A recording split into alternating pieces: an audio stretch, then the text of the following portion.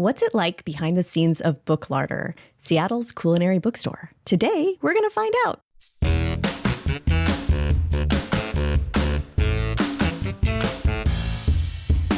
Welcome to Everything Cookbooks, the podcast for writers, readers, and cooks. I'm Kate Leahy, and here with me today is Molly Stevens.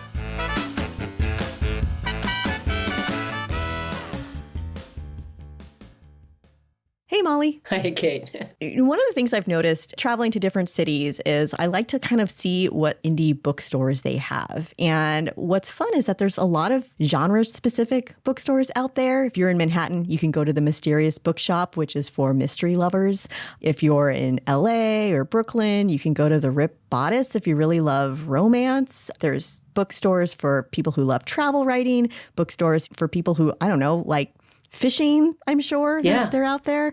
Obviously, we love bookstores that focus on cookbooks. We've had a couple of people on the podcast to talk about their cookbook stores.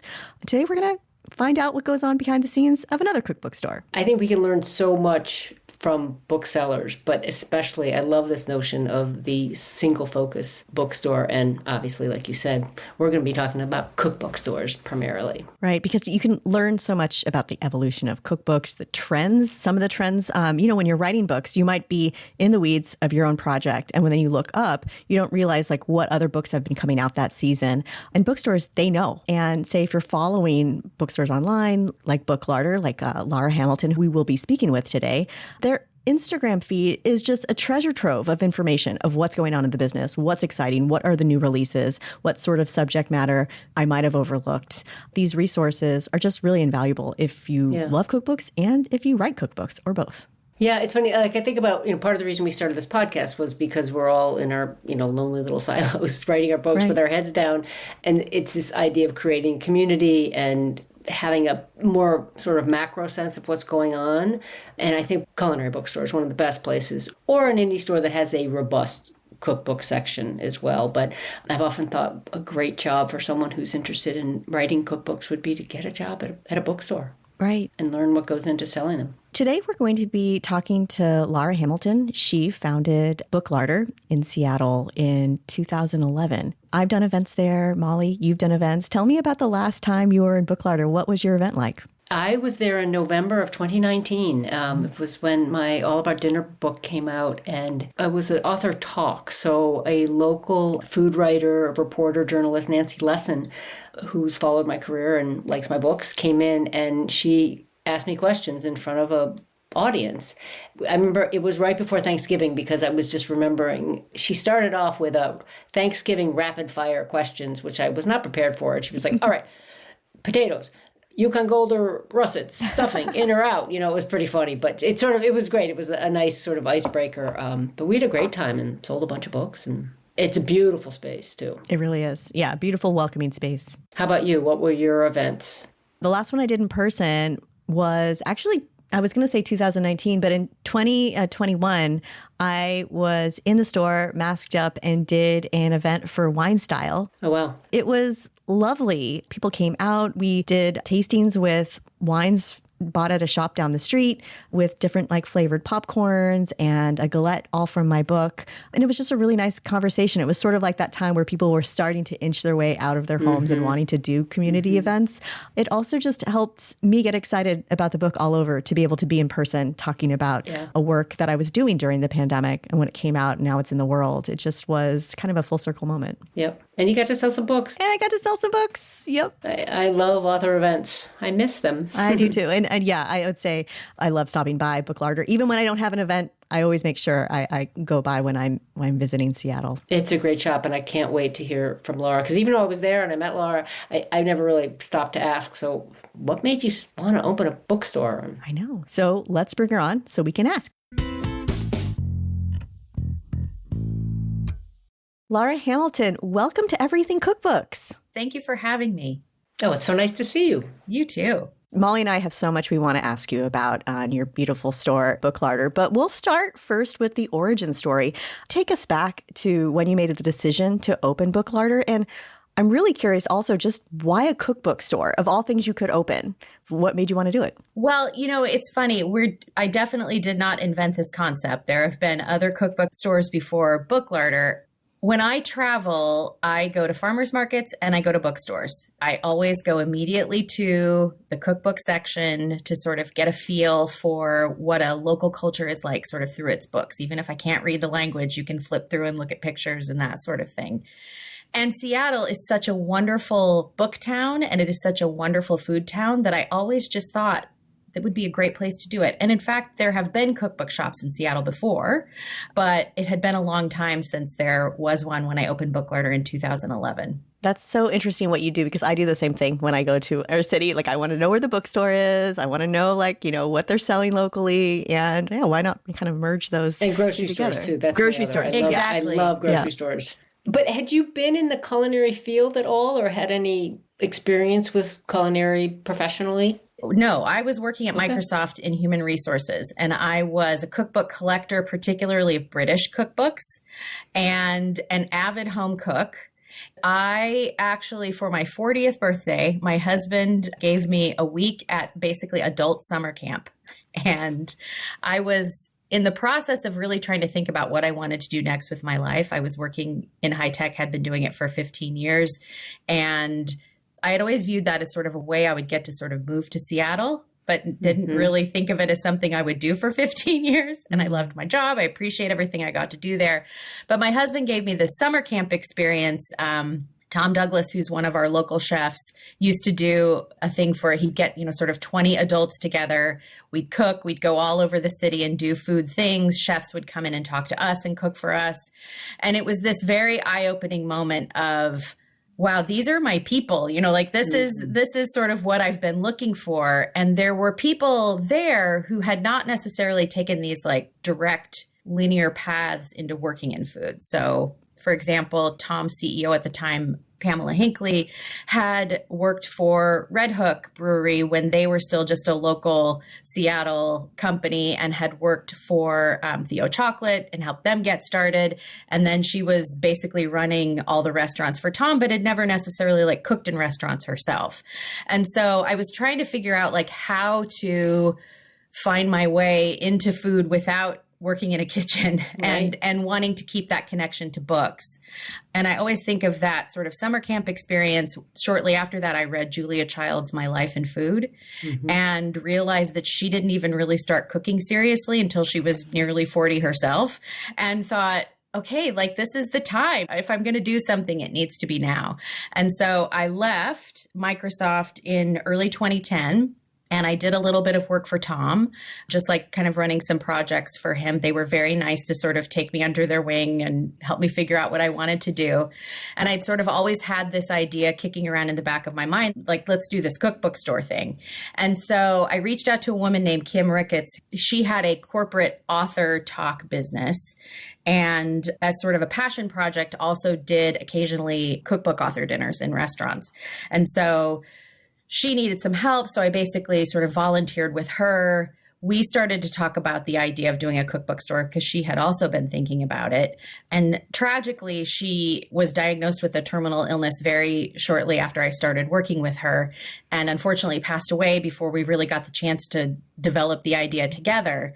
But sort of being that close to someone, or working that closely with someone who was going through something so dramatic so quickly, was a real motivator for me. It was what do I really have to lose? I'm not going to wait around. And so by June of 2011, I'd signed a lease, and we opened that October. And I look back on it and think, how in the world did this happen? I know. Absolutely. It was so fast. And of course, now with all the construction delays and permitting delays and things post-pandemic, it would never happen, right?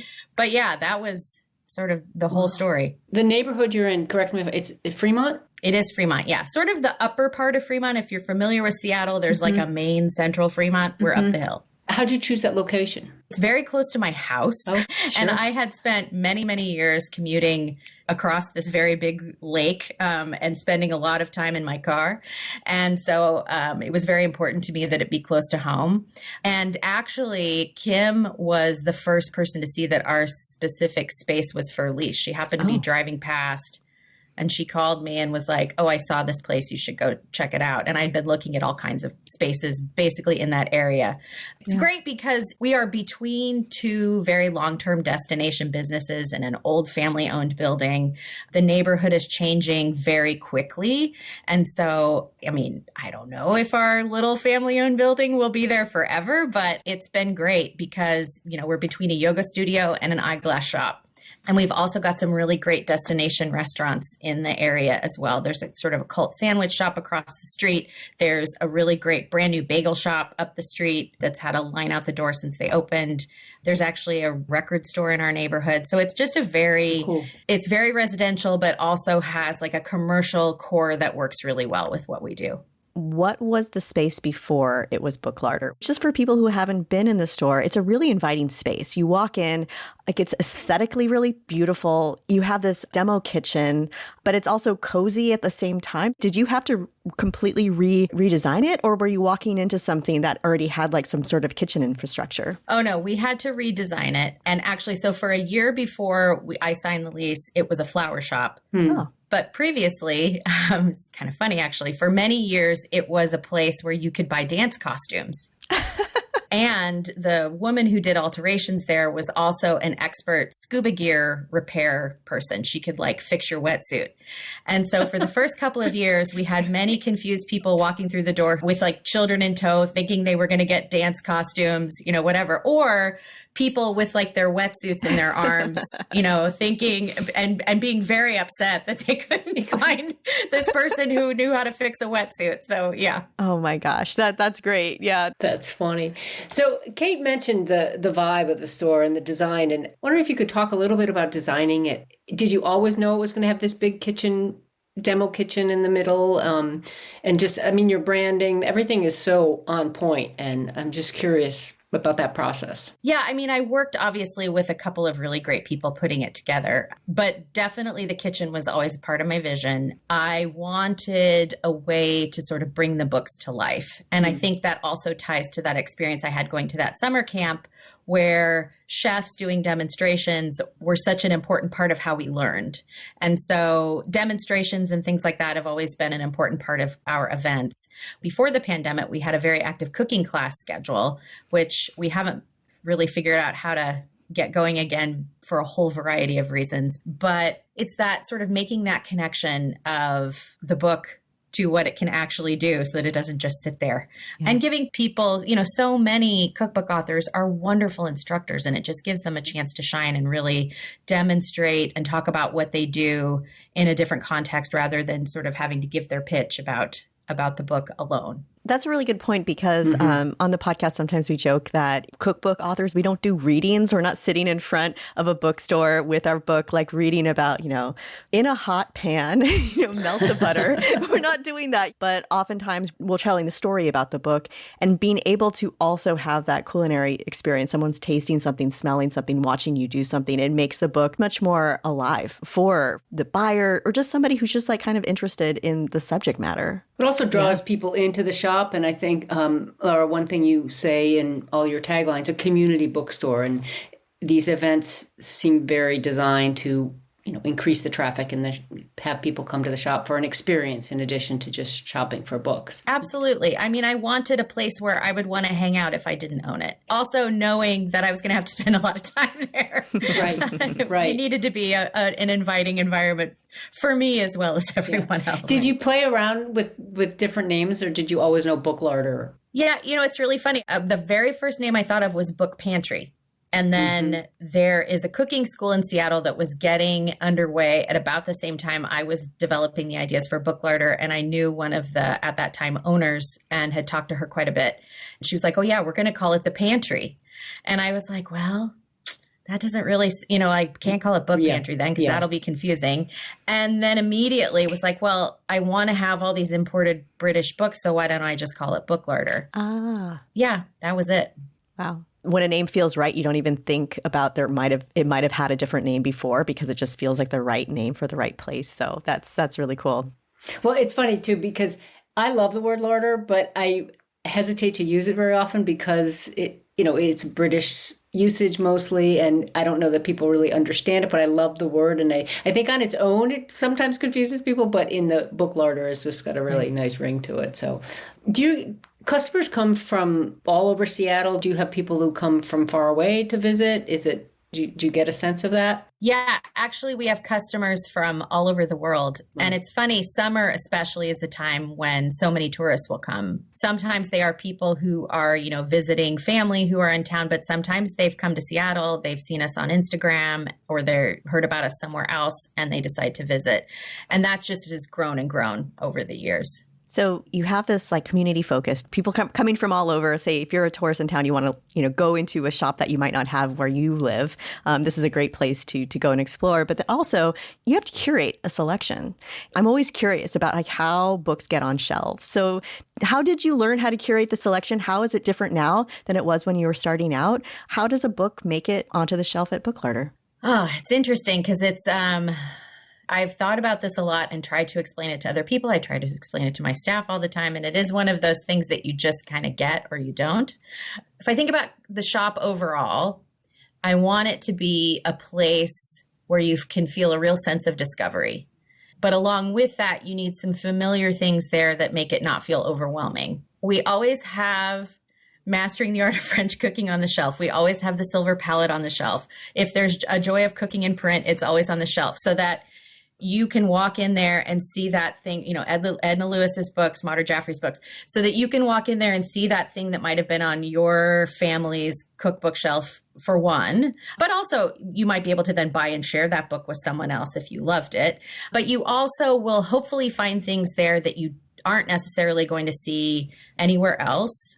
In some cases, or that, quite honestly, with all the online shopping, then an algorithm is not going to feed you because it's something that flies under the radar a little bit more.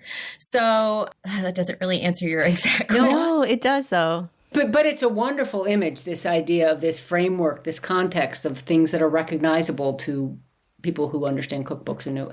But then within that, back in the summer, there was an Instagram post that you put up about these sweet selection of books from the National Trust, I think. Is that right? Oh, yeah. And it's these 50 scones or 70 jams or this collection of these little books. It was a wonderful post, but what I loved is that then Celia from Omnivore commented on the post that she had just been able to find those books or something. Like it was this exchange of two independent culinary bookstore owners talking about getting books that weren't in the mainstream.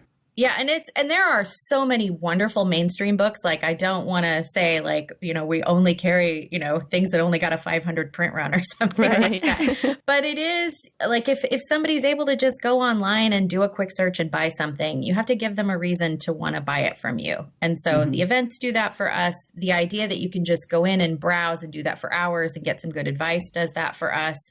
But also just being able to find that thing that, like I said, some algorithm was never going to get you, hopefully does that for us as well.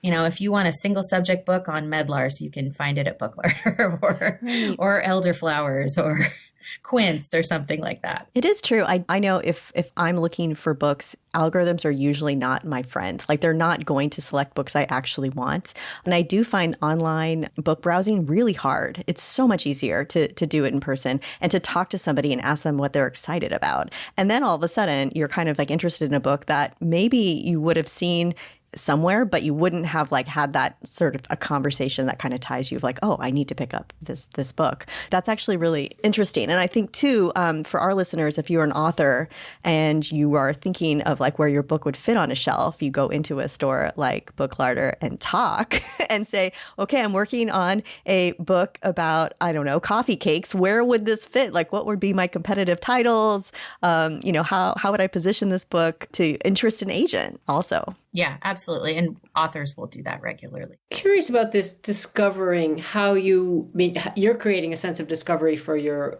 customers, for your clients, but how are you discovering? Yes, so the big publishers, then the sales reps, I'm sure reach out to you seasonally, or I don't know how many times a year that happens with their list and, we're excited about this, here's the catalog. But you go beyond that. You have to evaluate based on, the big publishers' catalogs, but then how are you finding books beyond that too? A lot of that is, well, the staff obviously, I think, live a little more online than I do. And so besides sort of the store's Instagram account, they will all have most of them have their own Instagrams where they follow people more closely that they're interested in. And they might see that that person has a book coming out in the UK, or that person is doing a GoFundMe to do a self-published book or something like that. And so some of it is just trying to keep my ear to the ground largely through my staff. Also I go to the UK a couple of times a year, and I will talk to people there about what they're excited about. Really, you kind of live and breathe this industry in a way, and just try to stay aware of things. I mean, customers will always bring things to our attention as well. They'll have seen something somewhere, or again, they'll have a cook that they follow and really like and ask about it, or let us know that they've got something coming out. Do you ever see seasons where a few publishers have several books on the same topic, and then it's a matter of like, oh, I can only have one cookie book or a couple of cookie books on the shelf? Does that happen a lot? Do you see like these trends where you're like, why did everybody acquire cocktail books for this season, but then the next, season there's like nothing cocktail related? Do you see that? Yes. Now it is non-alcoholic cocktail. It's the low ABV, no ABV cocktails. Pretty much every publisher has at least one coming out. Some of them have more than one. This is actually one of the nice things about digital technology, is that a lot of the publishers are able to put up little previews of books. And so we can kind of get in there and at least see sample recipes and kind of read some text, especially if it's by an author we're not familiar with, and kind of get a sense of their style and that sort of thing.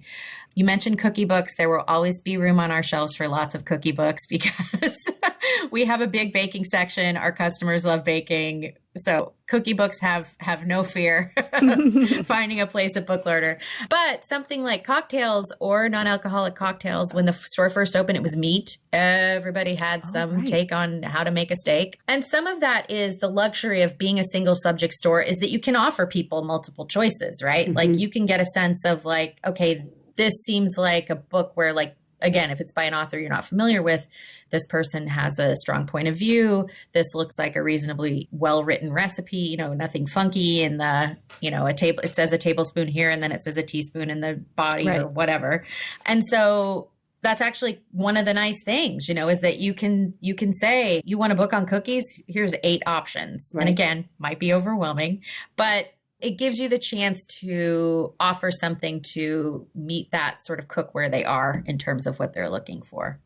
That's something that if you're a general bookstore, you might not have that luxury. You might have maybe 1 or 2 books on, non-alcoholic cocktails, because you have to have, your sci-fi fantasy readers. You have to have your rom-com readers. You have to have your nonfiction autobiographies or whatnot. For you, you can say, no, we're doing cookbooks. Do you also carry memoir? We do. We have a pretty good sort of food writing and memoir section. Yeah. And that's actually one of the ones that tends to, from a publishing perspective, it's like feast or famine. There will be like 10 come out one season and then there aren't any for a year and then like 10 more come out. So yeah. But there's a lot of great stuff in it right now, and a little bit more fiction as well, just a tiny bit. Oh, really? It's funny because we've been seeing cookbooks sort of folded into a novel, and kind of like, oh, that's kind of an interesting thing we're seeing. And so how does that fit with like the cookbook audiences? They're like crossover appeal between the fiction readers and the cookbook readers. Yeah, for sure. There's I'm not going to remember the author's name, but there's a Japanese novel called Butter that's out right now that has the UK edition especially has this very dramatic cover, illustrated cover of like a murdered cow, basically. And people, just on the cover alone, right? Like people will pick it up. There are these little cozy mysteries from the UK, like the latest one's called Dead and Scone. And Ruth Reichel, of course, has written a couple of novels. So we do see, MFK Fisher wrote a novel. We do see people who've built careers in food branch into fiction as well. And so there is a little bit of fiction sneaking in there once in a while. One question, dilemma, or I don't know what it is, I always wonder about for bookstores is, it seems like, especially cookbooks, there are more and more cookbooks every year. Maybe I'm just my vision of it, but you have a limited space. It's not a huge store. It's not tiny, but it's not, so more books are coming in. They're coming in. Where do you fit them? Do you have to get rid of the backlist? I'm just sort of like, how does it work? There's only so much shelf space. Yeah, we do. And especially because we also made the decision because of the events to basically limit our shelves to the perimeter of the store Right. And then we have tables through the center of the store, but we have chairs underneath them and the tables are on wheels. And so whereas in a lot of stores, you would just add more vertical shelves to the center, we haven't done that. So we haven't really increased our capacity over the years in ways that might otherwise mean we can have everything possible. But it keeps these selection that we have curated, I think. And again, because of the internet, it's much easier for us to get a copy of something that we might have carried once, but we don't have space for now, and that sort of thing. We actually just had our summer sale. We use that as an opportunity to really clear out the shelves, and all bookstores will have sort of their own parameters around like how long something is allowed to sit on their shelf before it sells and that sort of thing. But we this year decided to, besides, sort of having those books on sale, having books that maybe we just ordered a few too many copies of on sale, we made the whole store 10% off as well. And so we moved a whole lot of titles out because I think we're bringing in 80 new titles between September and December, which for a general bookstore is not that many, but for us is huge. Of those 80, maybe there's no average, but I'm imagining some of the big titles you're ordering lots of. What's the range? Will it be like 1 or 2 copies of a certain book or? Yeah, I mean, sometimes we do just get in a single copy of something because we have no information about it and we just want to see what it is, and then we might order more. But for the most part of a fall book, we'll order like 3 copies of something as sort of like a baseline. Again, depending on when it comes out, because if it's coming out in August, September, we'll order fewer copies knowing that we'll be able to reorder. If it's coming out in like November, we'll order more because you run into all of the shipping problems and potential reprint issues and all those kinds of things start to rear their head in like November, December. So there's a little bit of a cycle to it in terms of, we probably place smaller orders and refresh them more than a store with more square footage would do, just because we want to have more titles and we got to have room for them. So now that's really, really interesting because I have so many thoughts going into my head of which is like what authors can do to just like stand out a little bit more. And one of the things is if I'm an author and I can do an event in Book Larder, that's going to automatically increase sort of like the team will know the book better. There's more local people will know the book better. More copies will be ordered because there'll be an event. So, but you can't do events with everybody. So how do you curate your event schedule? It's a mix, actually. Working directly with publicists at big publishers. It's funny. That's one of the places, anybody who's in cookbooks will not be surprised to hear that that's one of the places where the bigger publishers have made cuts. And authors are expected to do a lot more of that work on their own these days. So sometimes we work with the publicists from the big publishers. Sometimes we work with the authors individually and they've come to us. And sometimes we'll reach out to them, because we know they've got a book coming out. Sometimes that's the easiest way to make something happen. This is one of the places where we try not to overwhelm the calendar from a subject perspective. We also have to think about things like staffing and just our own capacity for doing multiple events. But we know that, September through Thanksgiving, or actually now it's more last week of August even, through Thanksgiving, we have probably 3 events a week and sometimes more.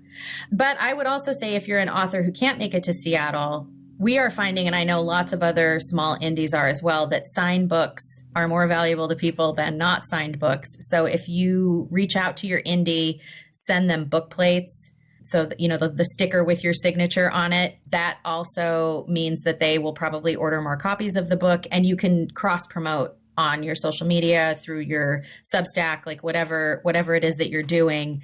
It also gets you sort of flagged on our website that we have signed copies. And so if somebody just does a search for signed copies, they can see all of them and yours will show up there as well. Again, especially post-pandemic, those have been fantastic in terms of helping move books. That's really interesting. Yeah, it's really interesting. Authors worry a lot about author platforms, and agents want to take on authors that have a platform. And we talk about whatever platform means. It means different things to different people.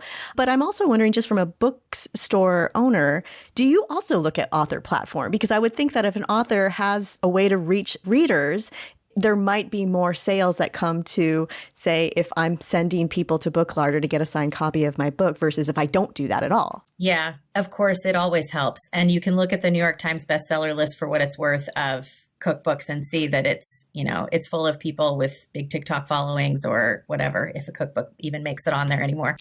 Yeah, platform definitely matters. We do look at it, especially, again, if it's an author that we haven't worked with before. We try to get a sense of, again, we use a lot of Instagram, but how many followers do they have? But also, like, who's following them, right? Are there people locally that we work with and that we know that are also following them, to try to get a sense of their audience?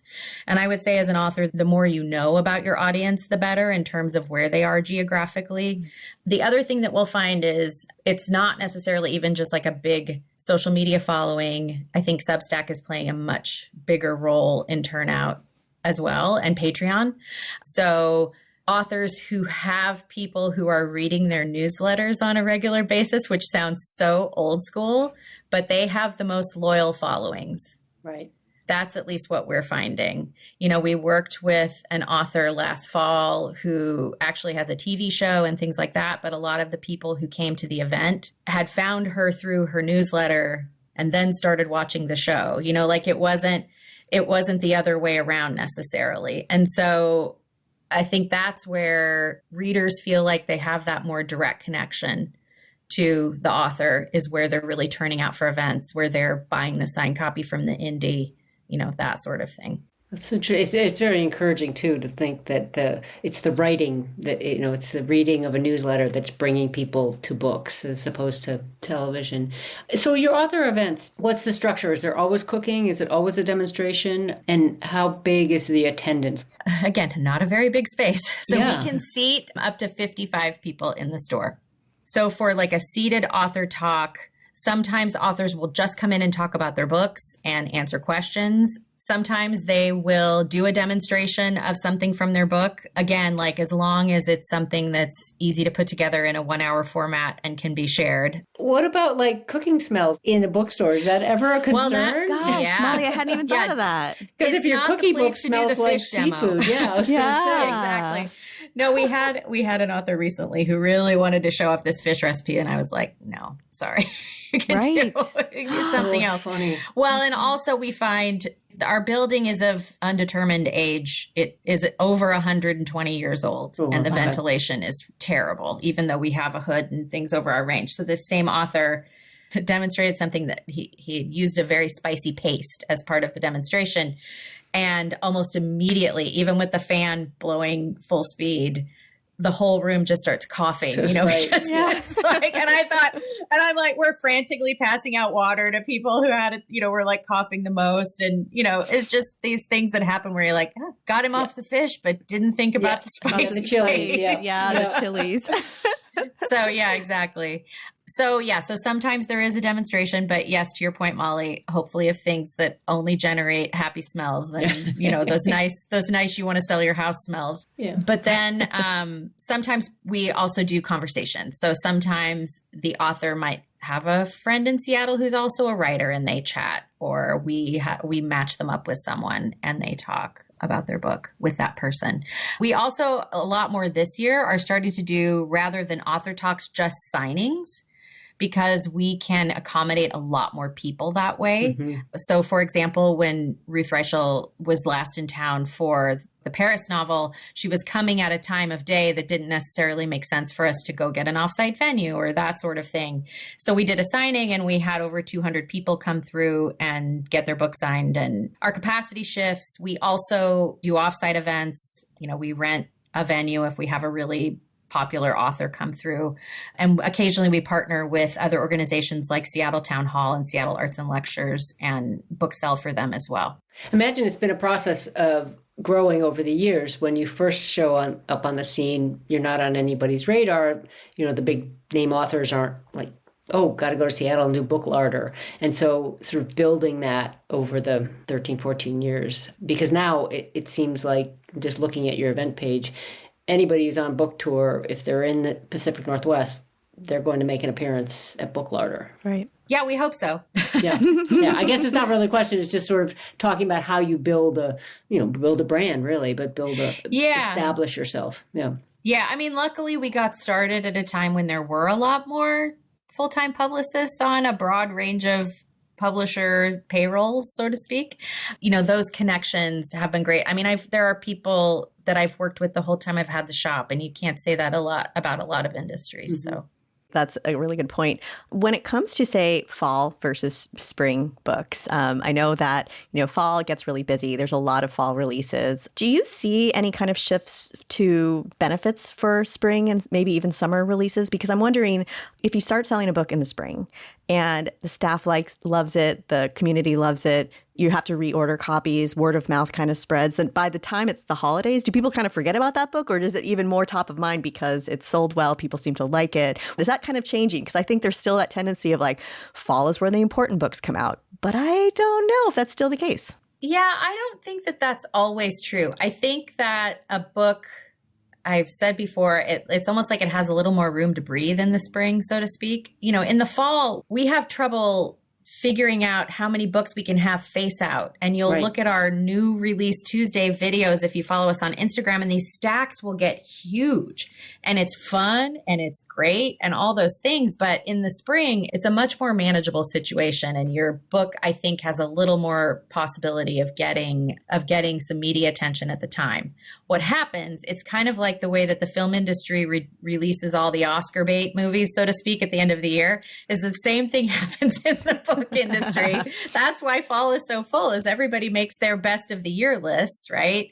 And starts to think about IACP awards and James Beard awards and all those kinds of things. And it does tend to be that the books that come out later in the year, you'll see more of them on the lists. Now, is that just because more books come out that time of year and that's why they make the list? Or is it because Eater or whoever's making their list forgot about some of those spring books? Right. Now, I know the people who make those lists work very hard at making sure they don't fall into that trap. So that is no shade on anyone who's responsible for creating those lists.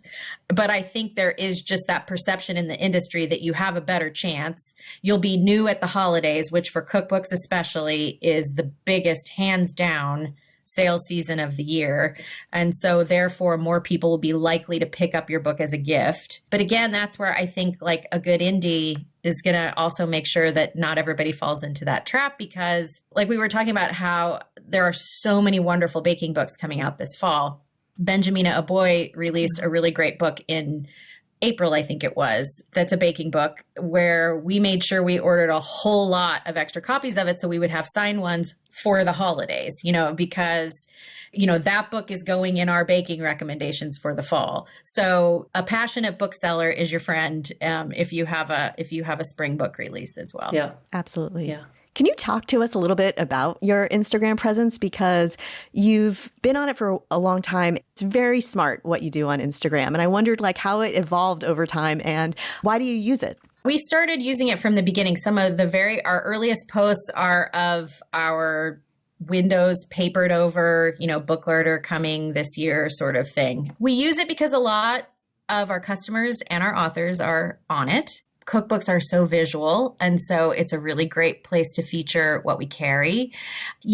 Everybody who's there will tell you it has changed so much in the time that they've done it. In the early days, I did all the posts, and then over time, more members of staff started to do them, but we tried to really stick with some key themes so that, again, people kind of knew what to look for when they come to our page. It's a great way, I think, to stay in touch with what's going on in the industry, with what's going on in food, with what the conversations are sometimes around food. I was never a Twitter user, thankfully, because it sounds like it's become a painful place to be over the past couple of years, and Instagram could go the same way.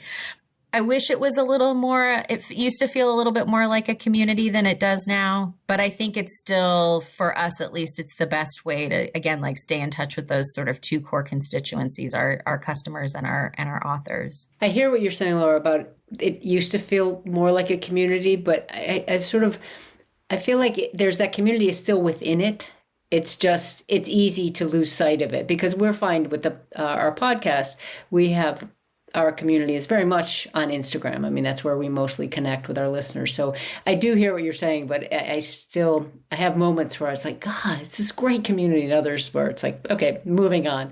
You've mentioned your staff a few times, and I'm just curious, how big is your staff? Goodness, how many of us are there now? 6 of us. Wow. I think being a bookseller or working at a bookstore, a single focused bookstore, could be an incredible experience for someone who is interested in the field, obviously. Yeah. And I think it's really important when I say in our job descriptions, I'm always very clear that like you will like this job the most if you really love cookbooks, like, and not like I have some on my shelf and I like to cook. Like you have a stack by your bed and and you read them like novels and, you're constantly in the struggle to find more shelf space and you think, oh yeah, I'm going to get rid of a bunch. And you can't break the connection with any of them, no matter how many you have. It's that sort of. Been there, done that. Really, yes. Yeah, we know. Yeah, exactly. Yes, you have a podcast. Right. You really love cookbooks. Yeah. So I've been incredibly lucky. I have absolutely wonderful staff. My store manager, Mira Courage, just celebrated her 10th anniversary as a full-time employee at the store and has been the manager for, I think, 8 of those years. I have another part-time employee who's been with me for 8 years. A former employee who actually now has a bakery once called working at Book Larder a unicorn job. And I think that's about right. And so for the people who find it and really love it, I try to create an environment where you can do your job while you're there and then you can walk away from it and not have to think about it again. Because I think that jobs are part of your life, but they shouldn't be your whole life. I mean, if you want that, you can go somewhere else and you can find lots of jobs that are willing to take over your life. But I think coming out of tech, it was really important to me that we had those kinds of boundaries. Your work can be your passion, but it's still work. I think if anybody was thinking about doing something like this, it's always the first thing I tell people is the first 5 or 6 years I had the store, I cooked a lot less than I did before I had the store, which was always the weirdest thing. But anyway. You didn't have time. And one of your employees, Paulina, she's written a couple of cookbooks. Now she's working on, I think, her 3rd. So you have alumni who are now published authors, right? For sure. Paulina and Kim O'Donnell also has written a couple of books of her own. To be clear, Paulina was already working on a book. Kim was an author before she came to work at the store. I take no responsibility for either of them. But and would you ever want to write a book? Have you ever kind of thought? I never have, actually. People ask me that all the time. And I truly do not have the focus or the patience for it. I don't know that I have something that I feel that is that compelling to say to commit an entire book to. It's so interesting. I'm really glad to hear you say that, because I think one of the reasons we love having you on the podcast is because our community, yes, a lot of them are aspiring cookbook authors, but there are also a lot of people who just love cookbooks, have relationships with cookbooks for whatever reason. And there's a lot of room in that. You don't have to be wanting to write a cookbook. You don't even have to want to cook. There are other things adjacent. And so I do really appreciate hearing you say that. This is a random question, but do you do mail order at Book Larder? I should know the answer to this. Oh, yeah, absolutely. Yeah. Okay. And that's part of the reason, it's the main reason actually, that we haven't brought our cooking classes back, is because post-pandemic, we do so much more online business than we used to. And so all that requires space. Yes, we definitely do. We ship all over the world. And you had a podcast for a bit. Was that mostly a pandemic thing, or is that something you might bring back? We'll link to it. There's still some great episodes up there. Yeah. Oh no, there's some really great stuff. And we also have a YouTube channel, which is where all of the Zooms that we did during the pandemic are there. And you can listen to those podcasts. So we have there's a lot of Book Larder content out there in the world. The podcast we had an office manager at one point who also happens to produce this podcast, Abby Circatella. She was producing the Spilled Milk podcast, but was interested in really developing sort of her own editorial skills and doing something that allowed her to sort of shape something on her own. So she did that basically as part of her job. It was a great thing for us and a good growth experience for her. If she ever wants to come back and be our office manager again and do that, that'd be great. But we talk about it all the time in terms of should we start this again? We still have all the equipment. Should we do it? And it really is just a capacity thing. Somebody still has to post it and put it together. And it just is one more thing that kind of goes on the list of things we should be doing that don't get done. So I think that's like the story of my working days. I'm like, things I need to do that I will get to at some point, I hope. But, some things just get put in front of the other things. Priorities. Yeah. Before we let you go, we want to ask you, we've talked a lot about fall cookbooks. It's the Oscar season for cookbooks. So what trends are you seeing this fall? Or what books are you really excited to see? Anything we should just be aware of? I mean, in terms of trends, we talked a little bit about the non-alcoholic cocktail books. That is absolutely a trend. It's a trend in supermarkets as well. And so you will have lots and lots of options if that's a subject that you're interested in. It's also going to be an excellent season for baking books and cookie books. As we mentioned earlier, I can think of 3 off the top of my head that are coming out. I'm sure there are more that I'm not thinking of. As far as books that I'm excited about, I mean, we've mentioned my love of British cookbooks. And one of my favorite books so far this year is Anna Jones's Easy Wins. It came out in the UK in April and will be out in the US in September, October, but it's excellent. And if you are looking for more ways to eat vegetables and you want sort of a pantry focus to your cooking, so I've got a lot of olive oil, I've got lemons, I've got, chilies, whatever. It's broken out in 11 chapters that way. And everything I've made from it has been outstanding. Great title, too. Yeah, really is. Yeah. And the cover's beautiful. She's a wonderful writer. So if, again, you like to read them like novels, it's a definite one. Julia Turshen has a new book that I haven't seen yet, but I can't wait to see, called What Goes With What. She always writes such approachable books. She's been doing these sort of cooking classes through her Substack, and I'm excited to see sort of how all that teaching influences what she's writing. Christina Cho, who wrote Mooncakes and Milk Bread, has a new book called Chinese Enough that I'm super excited about. We're getting to do an event with her, and she's just, again, got such a great writing voice and has such a good way of sort of conveying her own personal story through her recipes as well, that I'm just excited to see that one. Nicola Lamb, who's another British author, has a book called Sift that, again, came out in the UK earlier in the year, but will be out in the US in November. And if you like a lot of sort of detail behind your baking recipes, the first sort of third to half of the book is all technique, and then it's applied in the recipes. And that is a really fantastic book, I think, for both a new or a really experienced baker. Oh, and speaking of baking, Paula has Bodega Bakes. She founded Bakers Against Racism. The book just looks so fun. I can't wait to see what she does with, again, like ingredients you can find in a bodega through her lens. The spring actually, I think, is interesting because we've seen a lot more African books. We saw quite a few more in this previous spring, and we're going to see more next spring. So Eric Ajapong has a Ghanaian book coming out. Haba Hassan, who wrote In Bibi's Kitchen, has a book that's not exclusively African, but is again sort of taking her approach of talking to people who cook in lots of different scenarios and full of essays and really great information. And so I hope that those sort of own voice authors are a trend that we see continue, because it just adds so much richness to the variety of books you can read, but also flavors in your kitchen. And I'm happy to see it. That's an amazing list, and I'm so excited. But are there any books that you think need to be written that you aren't seeing, or any areas?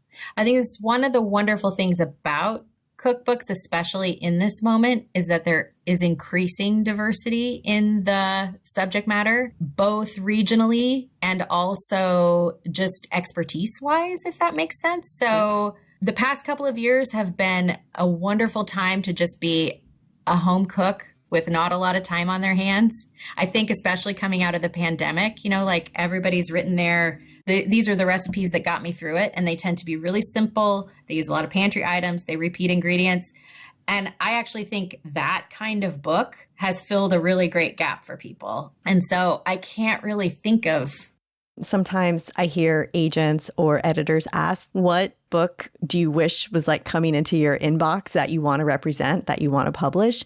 And a lot of times the answer is, I don't know it until I see it. So it's like, I wouldn't have known I wanted a mid-century modern take on Scandinavian cookies, or something like that. And then you see it and you're like, oh, I need this book. Like that book, Dolce, that's coming out this fall with like the Italian American kind of twist on baking. Like, I'm super excited about that. Would I have thought this is the book I really need on my shelf? But then I see it, I'm like, I need that book on my shelf, Absolutely. One of my most used cookbooks of the past 2 years is by Lara Lee. It's called A Splash of Soy.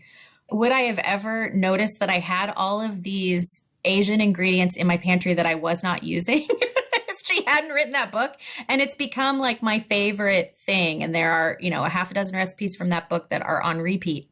And I didn't realize that that was something that I wanted so badly until I had it. So inspired. Yeah. Lara, thank you so much for joining us in this conversation. It was so great to get a peek behind the curtain of how Book Larder came to be and how it operates. So thank you for that. I know I learned a lot, Molly. I'm sure you did too. Absolutely. I'm making, I don't know if you see me, I'm scribbling down notes for my cookbook purchasing. Thank you so much. It's been a real pleasure. It was a lot of fun. Thank you. Thank you for listening to Everything Cookbooks. For more episodes and ways to contact us, go to our website, everythingcookbooks.com. The show is available wherever you get your audio, and if you like what you hear, please leave us a review. It really helps. Any book mentioned on the show can be found on our affiliate page at bookshop.org. Thanks, as always, to our editor, Abby Cirquitella, and until next time, keep on writing, reading, and cooking.